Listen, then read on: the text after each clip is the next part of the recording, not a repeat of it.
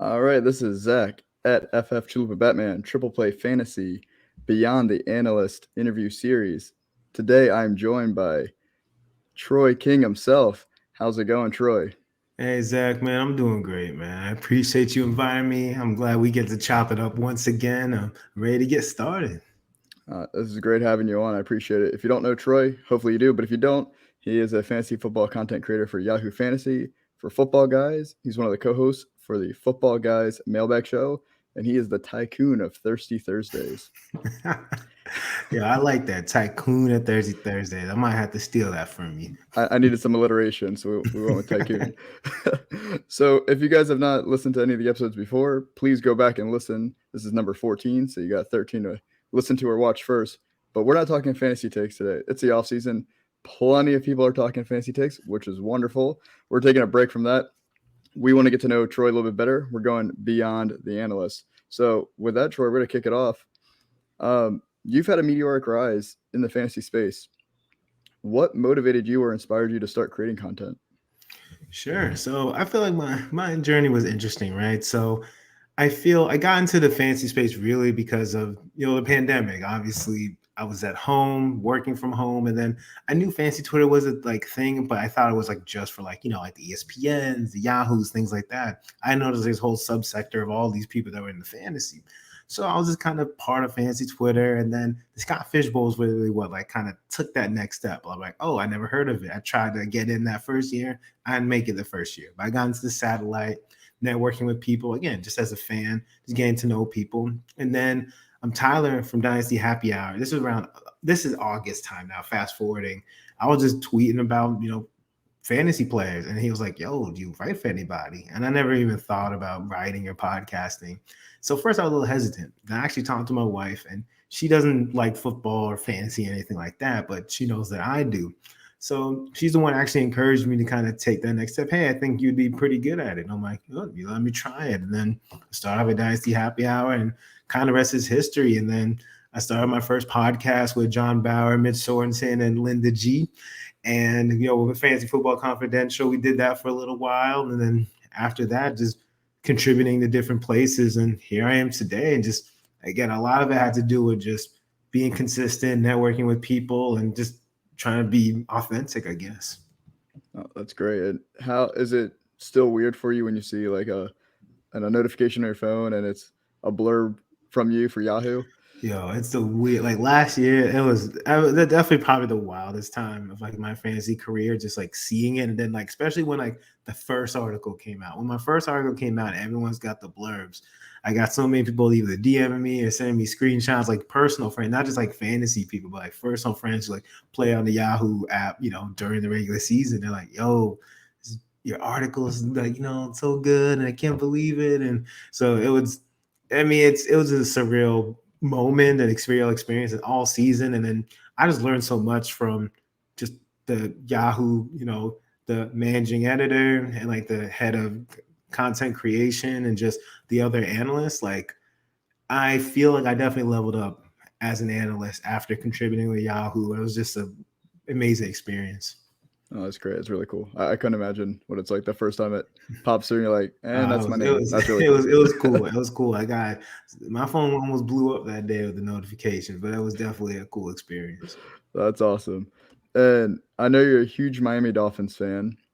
So Yo, what that no judgment there. They've had some good teams. They've had some rough teams. I'm a Cowboys fan, so I'm right there oh with you with yeah. suffering.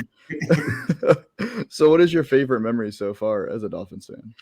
My favorite memory ever, the Tyreek Hill trade. Nah, I'm just playing. I'm just playing. But seriously, what made me really fun because I was born into it, right? My whole family Dolphins fans. But what really kind of made me really fall in love with the Dolphins was the 2008 Wildcat season with Ronnie Brown and Ricky Williams. How we dominated. We actually, won the division, made it to the playoffs. Like it was just again watching our team just run the ball again with Ricky and Ronnie. It was incredible. Again, we were like teams just had no idea how to stop it. And it's like not like Ronnie Brown was gonna pass it, but they just had no idea what to do. I feel like every team was shook when Sperano like let out that wildcat, and that ever since then I've been just I was like 18 at the time, but that's so again, I would always watch the Dolphins because of my family, but that's when I really I feel like I became a Dolphins fan. We like to keep it positive, but I'm gonna have to ask you then too. Like,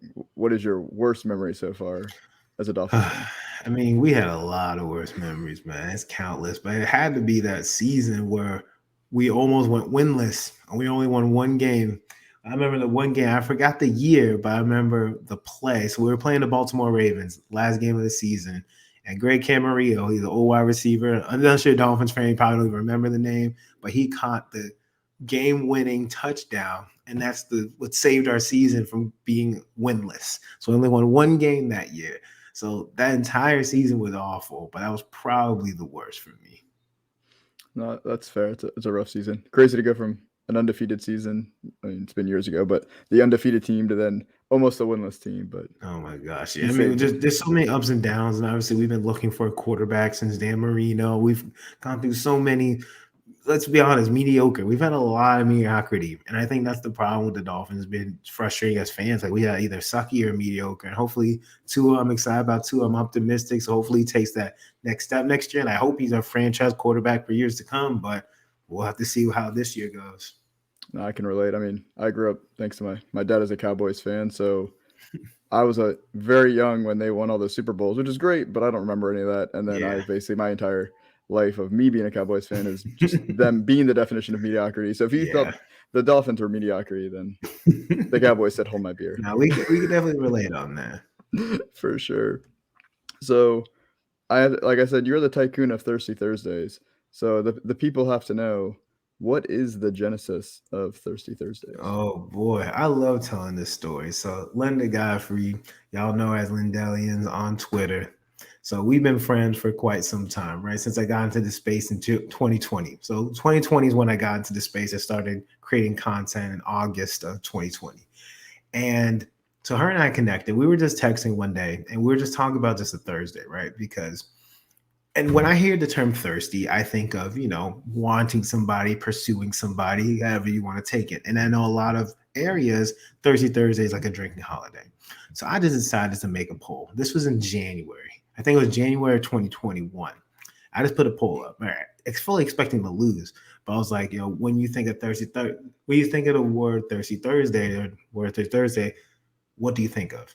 And I think 82% of the poll said drinking, and there was like 18% that agreed with me.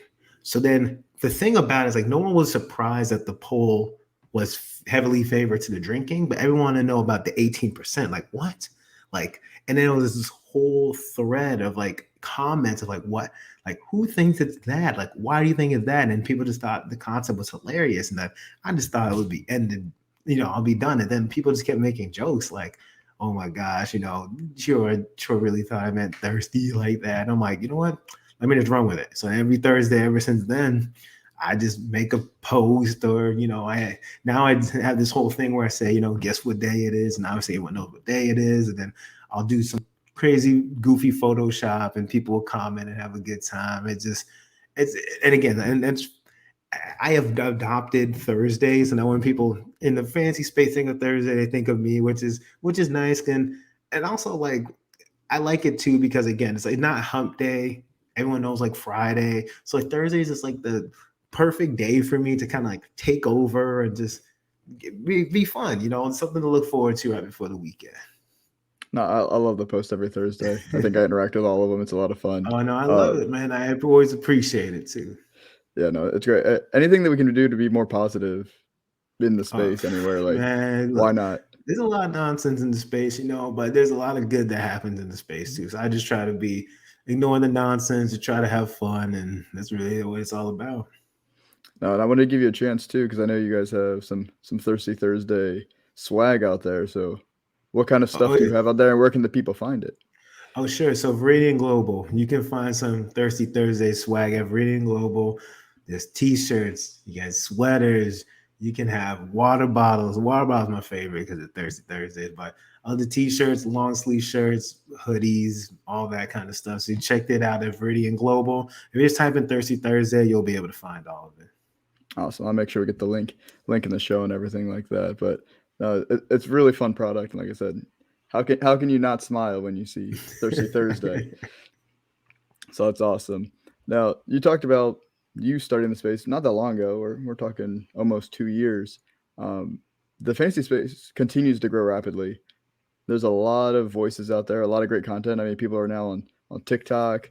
We have Discords. We have all sorts of different kinds of mediums. It's not just articles now. It's not just a podcast. So, do you have any advice for maybe that someone is thinking about creating content, or maybe they just got started?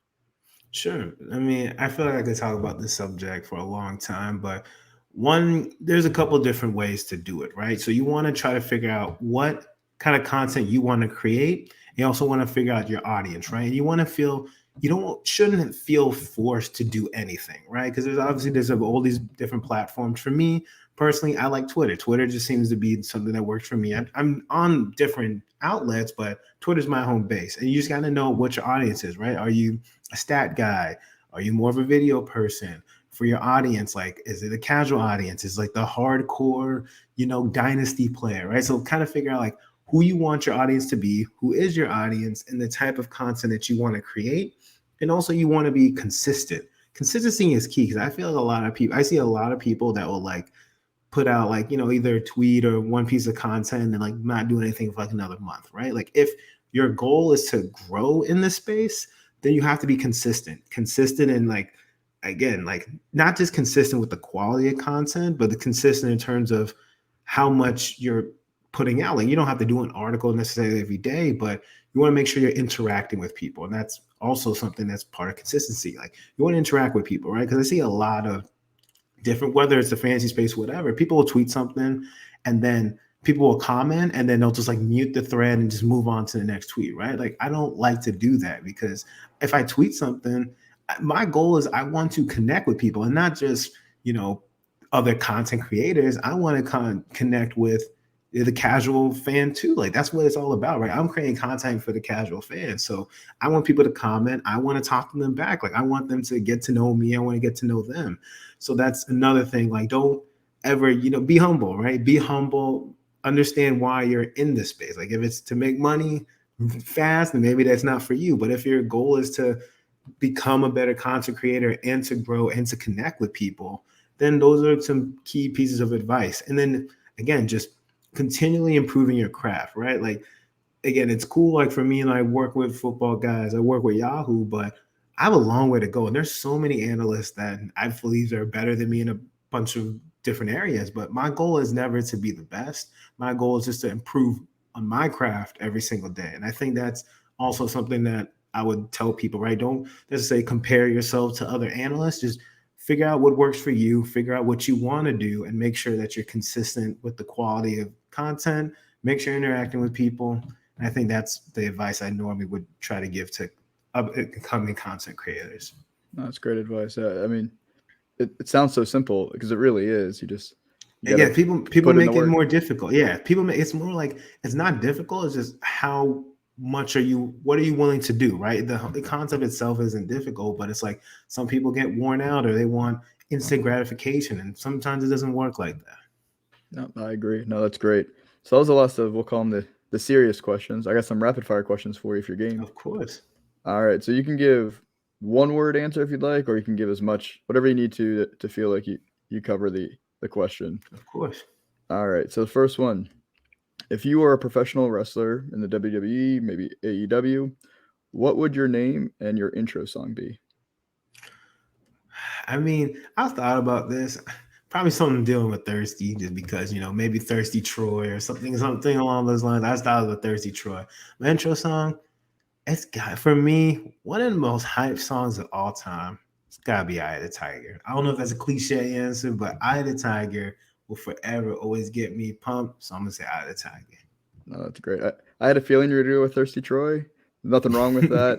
I mean, that's what the people want. So you got to give them. I gotta stay on brand. I gotta stay on brand. Absolutely. That's fantastic. So what two animals would you like to switch the sounds they make? An elephant and a platypus. I don't know. I feel like they're so complete opposites to me. I think that would be funny.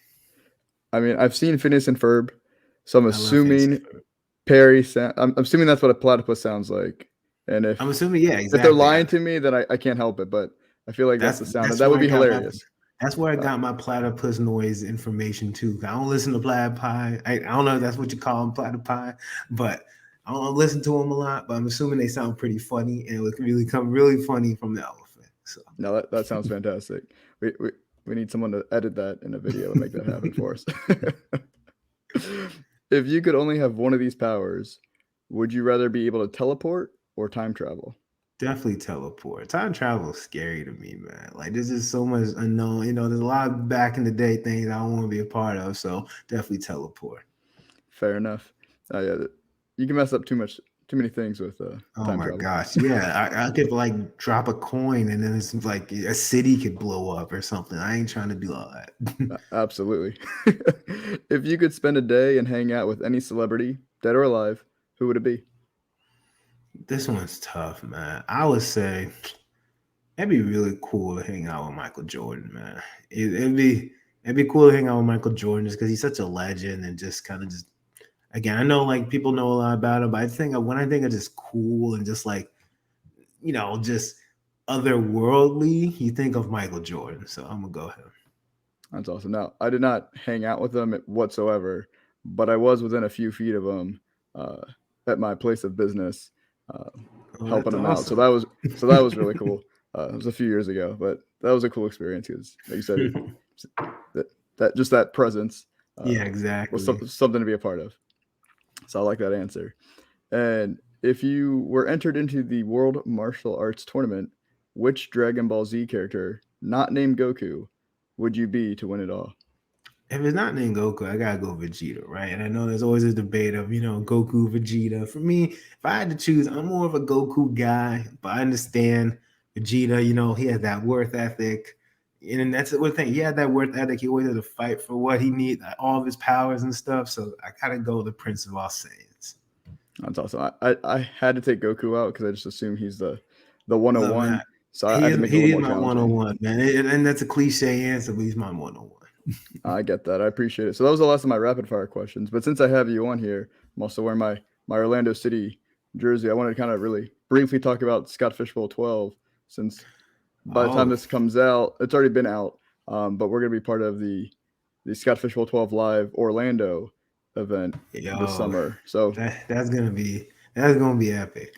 That's gonna be some epic stuff, man. Because I wasn't expecting before that it was announced and before we had had that discussion. I wasn't expecting that to happen, but it's gonna be dope. I suggest everybody come to the Orlando one. It doesn't matter which one you go to, but I'm gonna tell you the Orlando one is gonna be special. So you want to come out to that one. Yeah, and as we're recording this, we don't have all the details yet from Scott. So as those get posted, we'll be sharing them. So maybe when you're listening to this now, it's already out. We'll see, but there will be a Scott Fishbowl 12 live draft in Orlando. And Troy and I will be there. It's going to be a lot of fun. So make sure you sign up. And so that way you have a chance to be in the Scott Fishbowl 12. Absolutely. Yeah, I want to make sure we plug that real quick. No, absolutely. That's how both of us became content creators, was through Scott Fishbowl and all that networking. So it's a great event. It's a lot of fun. So I'm excited for it to finally be live. Man, I'm so excited.